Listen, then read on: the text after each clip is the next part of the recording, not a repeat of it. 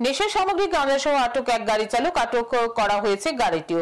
পিয়ারবাড়ি থানাধীন উত্তর রাঙ্গামুড়া এলাকা থেকে পুলিশ গাড়িটি আটক করে গোপন সংবাদের ভিত্তিতে 13 নভেম্বর রাতে বিলোনিয়া মহকুমার পুলিশ আধিকারিক অভিজিৎ দাসের নেতৃত্বে রাজনগর পিয়ারবাড়ি থানার ওসি সহ পুলিশ কর্মীরা একটি গাড়িতে তল্লাশি চালিয়ে শুকনো গাঁজা উদ্ধার করে। পাশাপাশি চন্দ্রমণি ত্রিপুরা নামে গাড়ির চালককে গ্রেপ্তার করে। ধৃত গাড়ির চালক চন্দ্রমণি ত্রিপুরার বাড়ি সোনামুড়া যাত্রাপুর থানার অন্তর্গত থালিবাড়ি।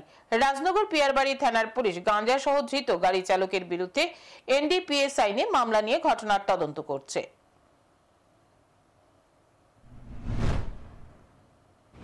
আমরা উত্তর রাঙ্গামুড়া এলাকাতে যাই এবং একটি নির্জন জায়গাতে ওই গাড়িটিকে পার্ক অবস্থায় পাই।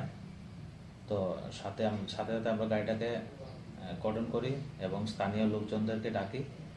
তো ওনাদের সামনে আমরা গাড়িটা তল্লাশি করি এবং গাড়ি থেকে আমরা সর্বমোট 4 কেজি শুকনো গাঁজা উদ্ধার করি এবং গাড়িতে থাকা ড্রাইভার চন্দ্রমণি ত্রিপুরা, পিতা বিশ্বকুমার ত্রিপুরা, বাড়ি থলিবাড়ি, যাত্রাপুর থানাধীন, ওকে আমরা গ্রেপ্তার করি।